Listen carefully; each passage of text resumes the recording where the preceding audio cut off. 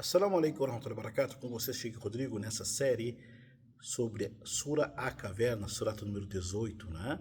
Que começamos lá atrás, há um tempo atrás. Hoje vamos pegar a última história dessa Sura, né?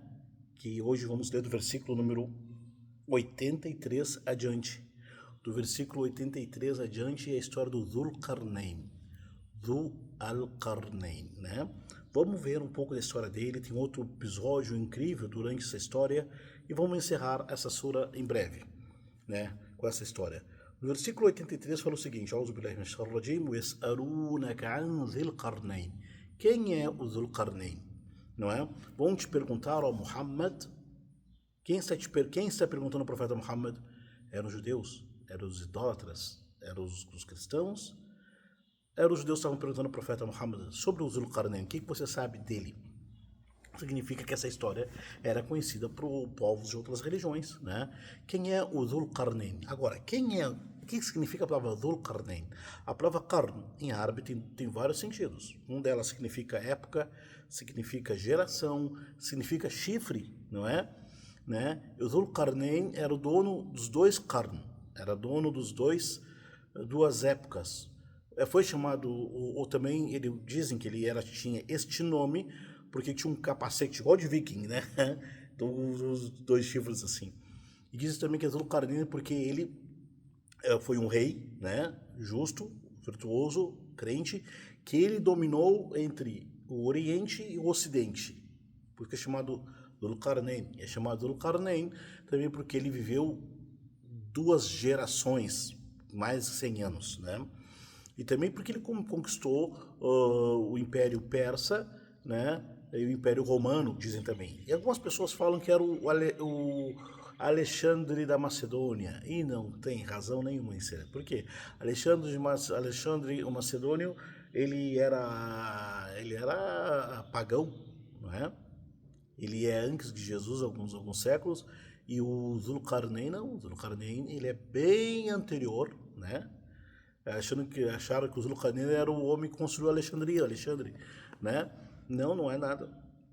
Não tem nada a ver, não. Porque Alexandre da Macedônia o Dhul Qarnayn era um rei virtuoso, justo, muçulmano, fiel, crente, contrário que era o Alexandre, né?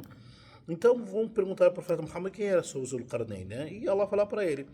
Então Allah deu para ele condições, deu meios para ele fazer muitas coisas boas. Era um rei, era um justo, era um homem virtuoso que viveu bem antes de Jesus, né? Bem antes de Jesus. Aí que tá, a moral da história não é exatamente que ano que ele nasceu, que ele morreu, o que ele fez, qual é o seu nome do seu pai. A moral da história não é esta, né?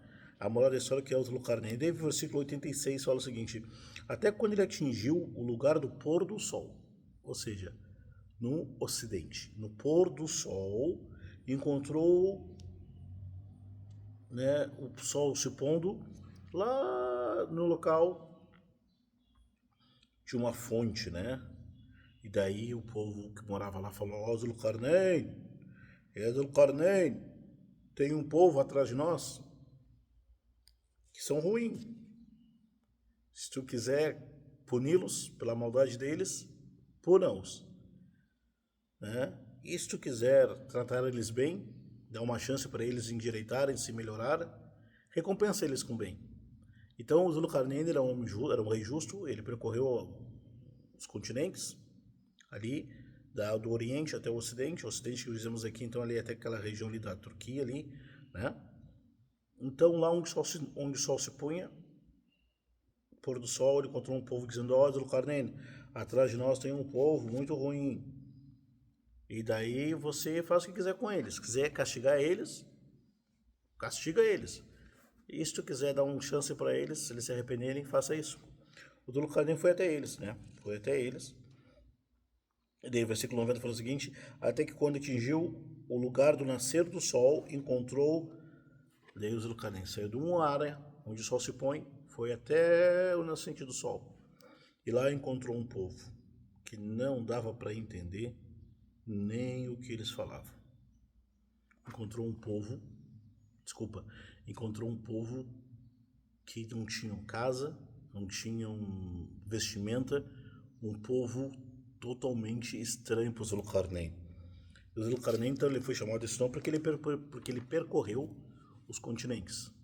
Percorreu do Oriente, onde o sol se põe, até o sol nascente, e ele foi percorrendo e trazendo justiça para as pessoas. Até que ele chegou entre duas barreiras, um vale, não é? E lá encontrou um povo que não dava para entender nada o que eles falavam. Esse povo não dava para entender quase nada o que eles falavam. Isso é Rótulo Carneiro. O povo disse, esse é Gog e Magog. Gog e Magog está mencionado na Bíblia, inclusive, né? Esse em árabe é Yajuj ou Majuj. Esse Gog e Magog são dois povos. Eles vão saber a história, eles são aprisionados lá no Oriente. E no final dos tempos eles vão romper aquela barreira e vão tentar destruir tudo que está na frente. E vão conseguir fazer isso, né? Eles vão fazer isso, vão destruir tudo na frente. E quando estiver chegando no Oriente, eles vão, perto da Palestina, serão aniquilados. Vamos ver a história daqui a pouquinho, né? Então, dissemos, Yajuj ou Majuj, Xeroz, Zulkarnain, Gog e Magog são povos, causam corrupção na terra, né? Eles destroem tudo, fazem corrupção. Coloque uma barreira. Quem está pedindo foi aquele povo que o Zulkarnain encontrou, que não tinham vestimenta, eram pobres, não tinham casa, não tinham abrigo, eram pessoas que estavam assim no deserto, no campo, isolados, já não tinham nada, ainda veio um povo mais forte, pegava tudo que eles tinham. Ou seja, esse povo, o primeiro, né, eles plantavam, eles construíam, quando chegava o Gog e Magog destruíam tudo que eles construíam e pegavam tudo que eles tinham. Eles tinham que começar a vida tudo de novo. Vamos plantar, vamos cuidar de ovelha, de cabra. Quando estava tudo pronto, o Gog e Magog ia lá e pegava tudo e destruía. Então eles eram corruptores na terra. Então esse povo, o mais fraquinho esse daí, que não tinham nada, né? Não tinham meios nem que se defender, nem que se proteger, encontraram um rei justo, forte, poderoso. O que eles pediram para o rei? Só nos proteja do Gog e Magog. Como é que eu vou proteger? Como é que vai ser a proteção deles, né? Como é que vai ser a proteção? Pediu para fazer uma barreira. Rótulo Carneiro. Vamos fazer uma barreira, uma barragem, né? Uma barragem gigante que eles não possam, para que eles não possam ultrapassar e destruir nossa cidade, né? E daí o Zulkarnain disse, tá bom, vamos fazer isso, né? Só que o Zulkarnain, como era um rei poderoso, justo, verdadeiro, fiel, temente a Allah, diz o seguinte, versículo 95. Aquilo que ela, meu Senhor, me impulsou é melhor. Então ajude-me com força e eu farei um obstáculo entre vós e eles. Zulkarnain, eu vou construir para vocês só me ajudem. Tragam para mim pedaços de ferro. Tragam para mim qualquer coisa que eu vou fundir esse ferro. Vou fazer um aço, vou fazer concreto, eu vou fazer uma barragem. Vocês tragam os meios materiais possíveis, o resto eu faço. O dono do cara nem pediu isso. O povo então conseguiu fazer isso. E então construíram esta barragem gigante, que de um lado está o Gog e o Magog, e a Juj e o Majuj, e do outro lado está esse povo que nós não sabemos que povo que é esse, não sabemos qual é o idioma deles, não sabemos que exatamente onde eles estão, não é? Então, por isso, não adianta a pessoa especular, né? Abrir especulação, vamos assim, onde é que tá, vou descobrir, não. Porque a moral da história, gente, é outra, nós vamos saber agora daqui a pouco. E então a barreira, eles estão nessa barreira, o Gog e o Magog. E o hadith profeta diz, sallallahu alaihi wasallam, que todos os dias, o Gog e o Magog, eles estão cavando esse buraco, cavando para destruir. Quando estão quase chegando na brechinha, né, para destruir o Gog e Magog, esta barragem, eles cansam e voltam no outro dia, onde vão dizer, amanhã a gente volta. E desde que o Zulkarnain construiu essa barragem, eles fazem isso, todos os dias lá. Mas vai ter um dia, próximo ao final dos tempos, que um deles, o chefe deles, vai dizer, amanhã nós vamos voltar, Insha'Allah. Se Deus quiser, a gente volta amanhã para terminar nosso trabalho. E eles vão terminar e vão abrir a fenda e vão sair para o mundo e vão destruir, isto mesmo, vão destruir tudo que encontram pela frente. Eles vão destruir lá, vão sair lá do Oriente, vão quebrar essa barreira, essa barragem, e vão destruir, matar, fazer horrores em tudo que eles encontram na frente. Até quando eles chegarem próximo à Palestina, eles vão jogar flechas para o céu, tentando atingir o Senhor do Universo. As flechas vão cair sobre eles e eles morrerão assim. Moral da história para finalizar. Vamos chegar agora no final da história. Disse: eis a misericórdia de meu Senhor, e quando a promessa do meu Senhor chegar, ela o fará em pó, e a promessa do meu Senhor é verdadeira, e nesse dia deixá-lo-emos se agitarem uns sobre os outros, e soprará a trombeta, então juntá-lo-emos com a todos. A saída do Gog e Magog será um dos sinais do final dos tempos, que é o Corão fala aqui, ó, tá aqui no Corão, né? E Allah vai deixar eles saírem como fossem ondas, uns sobre os outros, igual a onda do mar, a onda, vão sair o Gog e Magog, um povo assim, destruindo tudo, e isso vai ser o sinal, um dos sinais do final dos tempos. Tá, moral da história. O que essa história dos Zulkarnain tem a ver com a Surata da Caverna? Falamos no começo dessa história, dessas aulas, que a Surata da Caverna fala de 4 tentações, 4 fitna. Fitna da religião. Fitna você sabe, né? Quer dizer perseguição, quer dizer tentação, provocação, sediação, assédio, intriga, perseguição, né? Teste, atribulação. Falamos que a primeira fitna da primeira história é a fitna da religião. A segunda história é a fitna do dinheiro, da riqueza, né? A terceira história é a fitna do conhecimento. A pessoa acha que sabe de tudo e acha que... E agora a quarta fitna é a fitna do poder, fitna da autoridade, fitna da grandeza, né?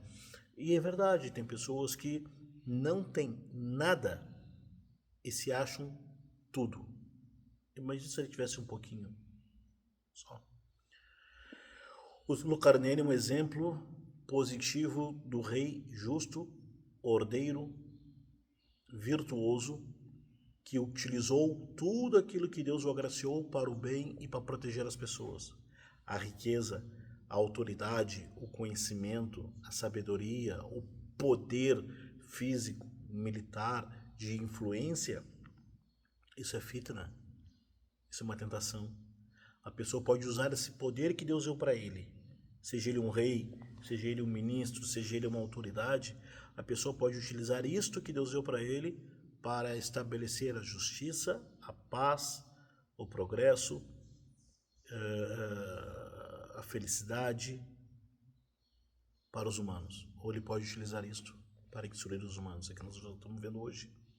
Allah deu meios para as pessoas construírem e ela faz o quê? Destroem.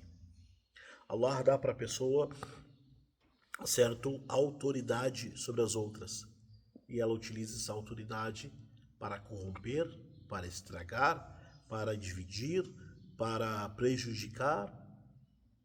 Então aquilo que Deus deu para ela virou uma fitna, uma tentação. E outra pessoa, Deus deu meios e autoridade para ela, e ela utiliza essa autoridade que ela tem para beneficiar os outros da forma correta, para aproximar as pessoas de Deus, para facilitar a vida das pessoas. Então, meu irmão, minha irmã, pai e mãe, professor, chefe, diretor, patrão, quem tem certa autoridade constituída, ou autoridade moral, ou poder mesmo, poder financeiro, poder físico, poder de influência, saiba que esse, onde Deus colocou você aqui, se você beneficiar as pessoas, ajudar as pessoas, não complicar a vida das pessoas, isto que Deus te deu vai ser testemunha para você no dia do juízo final a seu favor. Mas pai, mãe, professor, diretor, patrão, chefe, aquela pessoa que Deus deu poder, deu autoridade, deu poder dele, seja financeiro, seja de influência, a pessoa utilizar isso para corrupção, para ganância, para corromper, para destruir, para oprimir, tudo isto e aquilo que vem disto será argumento, prova contra a pessoa no dia do juízo final. Essa é a história do Zulkarnain. Deus deu para um homem poder, autoridade, exército, rei, e esse homem era justo. Estabeleceu justiça e protegeu os mais fracos dos mais fortes que eram poderosos, não é? Esse é a moral da história do Zulkarnain. Quem era? Era o Alexandre. Onde é que ficava? Ficava na China. Onde é que ficava? Na Mongólia. Não é essa a moral da história. O Alcorão é o objetivo. Na Surat da Caverna nós temos esses 4 exemplos. Os jovens da caverna. Qual era a fitna deles? A religião. Os 2 amigos aquele dos jardins. Qual era a fitna? Dinheiro.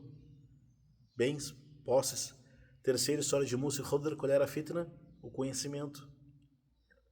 E terceiro, o poder. Que Allah faça de nós aquelas pessoas que o poder esteja nas nossas mãos e não no nosso coração. Que a riqueza, que o dinheiro esteja nas nossas mãos e não no nosso coração. Que tudo que é aquilo que Deus nos deu de autoridade, seja autoridade física, seja autoridade moral, seja a influência, seja qualquer que você imagine de poder, né? Que Deus, quem conquistou isto, quem ganhou isto, quem tem isto, que utilize isto para a justiça, para facilitar a vida das pessoas, para evitar o prejuízo maior e para proteger os mais fracos e proteger quem merece ser protegido. Essa é a história do Zulkarnain e vamos encerrar a Surata da Caverna na próxima aula, que é o encerramento geral, o encerramento final. Se você gostou desse vídeo, curte aqui e compartilhe para outras pessoas também se aproveitarem dele. E até mais. Wassalamu alaikum warahmatullahi wabarakatuh.